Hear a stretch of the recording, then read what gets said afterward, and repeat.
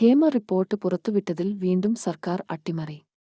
Hema committee റിപ്പോർട്ടിൽ paragraph 96 165 മുതൽ 196 വരെയും അപ്പൻഡിക്സും ഒഴികെ ബാക്കിയെല്ലാം പുറത്തുവിടാമെന്നു RTI കമ്മീഷന്റെ വിധി ജൂലൈ 5-ന്. സ്വകാര്യതയെ ബാധിക്കുന്ന മറ്റേതെങ്കിലും ഭാഗങ്ങളുണ്ടെങ്കിൽ അത് ഏതാണെന്ന് തീരുമാനിച്ചു പട്ടികയുണ്ടാക്കി അപേക്ഷകർക്ക് നൽകണമെന്നും അതും കൊടുക്കാതിരിക്കാമെന്നും കമ്മീഷൻ വിധിയിൽ പറഞ്ഞു. വിധി അനുസരിച്ച് ഒഴിവാക്കേണ്ട ഭാഗങ്ങളുടെ പട്ടിക തയ്യാറാക്കി സാംസ്കാരിക വകുപ്പ് SPIO ജൂലൈ 18-ന് ഉത്തരവിറക്കുന്നു. അതിൽ റിപ്പോർട്ടിലെ 97 മുതൽ 108 വരെയുള്ള പാരഗ്രാഫുകൾ സ്വകാര്യതയുമായി ബന്ധപ്പെട്ട് ഒഴിവാക്കേണ്ട പട്ടികയിലില്ല, മറിച്ച് അവ നൽകുമെന്ന് തീരുമാനിച്ച ഭാഗത്തിലാണ്. ഹൈക്കോടതിയിൽ കേസാവുന്നു, വിവാദമാവുന്നു. ഒരു മാസത്തിനു ശേഷം സർക്കാർ ആഗസ്റ്റ് 19-ന് റിപ്പോർട്ടിന്റെ കോപ്പി പുറത്തുവിടുന്നു. പുറത്തുവിട്ട റിപ്പോർട്ടിൽ ഏറ്റവും സുപ്രധാനമായ പാരഗ്രാഫ് 96 ആണ്.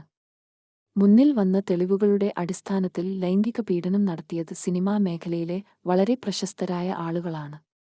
അത് കമ്മീഷന് ബോധ്യമുണ്ട്.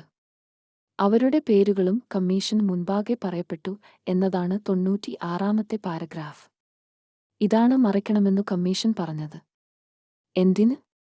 ഇതിലെന്ത് സ്വകാര്യത? അപ്പോൾ സ്വകാര്യതയുടെ പേരിൽ സർക്കാർ മറച്ച പാരഗ്രാഫുകളുടെ കാര്യത്തിലും സംശയം ഉണ്ടാവുന്നു. ആ പ്രമുഖ പ്രതികളുടെ വിവരങ്ങളും കമ്മീഷന്റെ കണ്ടെത്തലുകളുമാണ് ഇതിനുശേഷമുള്ള 11 പാരഗ്രാഫുകളിലുള്ളത്. അതായത് 97 മുതൽ 108 വരെ. ജൂലൈ 18-ന് സർക്കാർ തന്നെ കൊടുക്കാൻ നിശ്ചയിച്ച ആ 11 നിർണായക പാരഗ്രാഫുകൾ ആഗസ്റ്റ് 19 ആയപ്പോഴേക്ക് ഉത്തരവിന് വിരുദ്ധമായി അട്ടിമറിയിലൂടെ പൂഴ്ത്തിവെച്ചത് ആരെ സഹായിക്കാൻ?